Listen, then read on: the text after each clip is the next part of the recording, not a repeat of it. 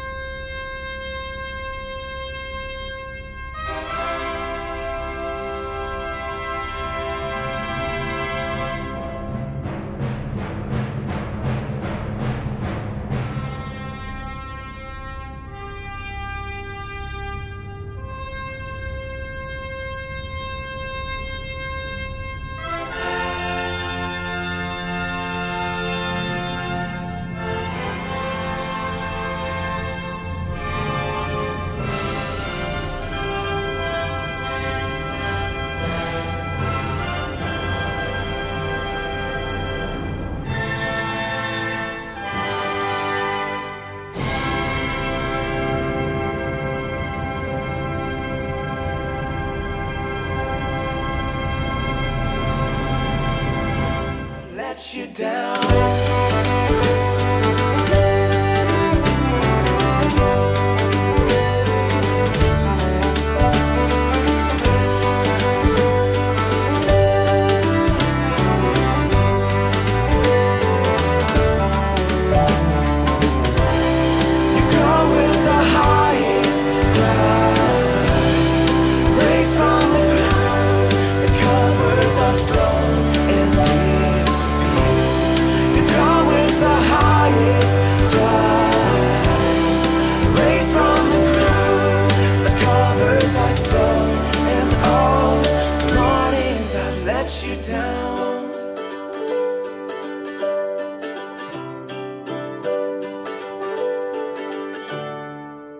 You said God has just never been here, that He works for the mothers in tears.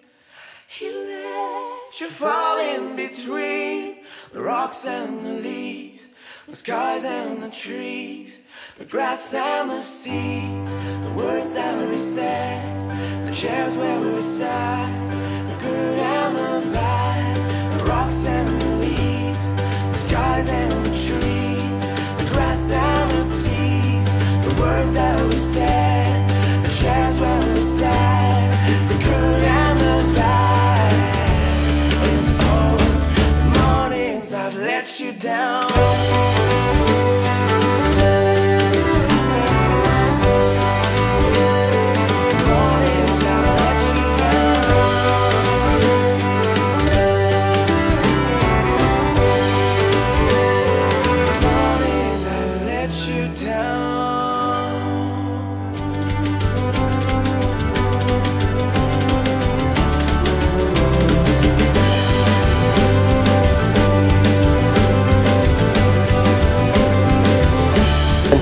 AJ, yeah, Nicholas.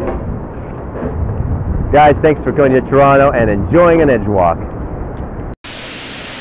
Je vais vous dire une chose, c'est n'importe quoi ce qui se passe à Toronto aujourd'hui. Nous étions il y a quelques minutes, je dis bien il y a quelques minutes, sur l'Edgewalk. Tout s'est bien passé. Et là, vous le voyez, juste derrière moi, il y a une tempête extraordinaire. Des trombes d'eau, des mètres cubes d'eau. On va peut-être interroger quelqu'un. On va poser la question aux passants ici qui n'ont pas l'air très désorientés finalement de ce qui se passe. Is it an usual weather there? In Colombia or here? Yes. Here? Yes. It's usual or unusual, this weather in summer? It's unusual. Hear that? It's unusual. He said, it's unusual. Un coup de foudre, vous avez certainement dû l'entendre, vient de retentir. Ça signifie que je dois rendre l'antenne parce que nous aussi, on va aller se cacher. Salut!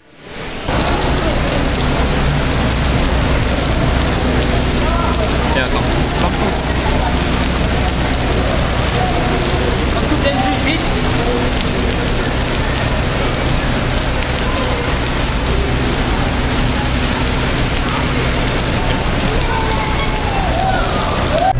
Passe, monsieur. Aïe aïe aïe aïe aïe. Alors nous sommes dans une laundry, donc un lavomatique de Toronto. On est au dryer, au séchage, donc j'en profite pour faire le tri dans mon sac à dos où il y avait plusieurs trucs à jeter. Le problème c'est que comme il a plu, mon sac à dos est trempé. Donc du coup les affaires sont un petit peu abîmées, un peu humides. Et j'avais un croissant qui s'est un petit peu désintégré dans le sac à dos.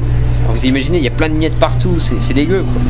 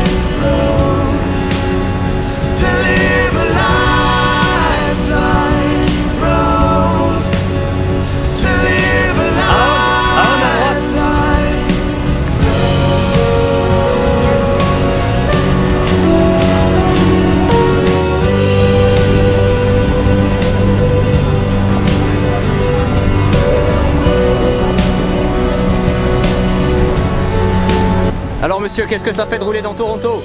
Écoutez, c'est un plaisir non dissimulé, je pense que vous pouvez le voir, au volant d'une Dodge Dart, Toronto 2013, ça se passe très très bien.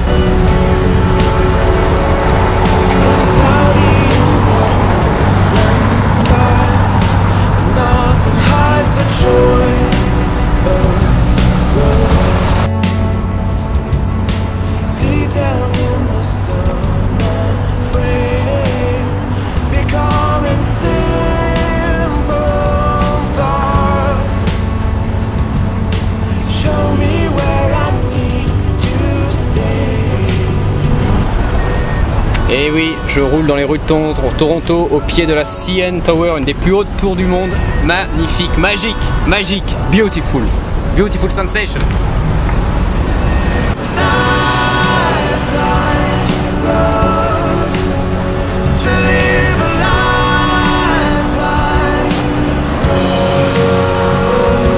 Dans ce pays qu'est le Canada, il y a très peu de pizzerias contrairement à la France.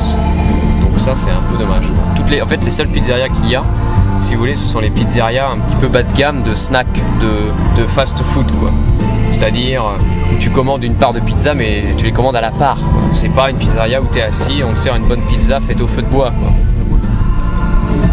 Donc ça c'est un peu bête quoi. Voilà.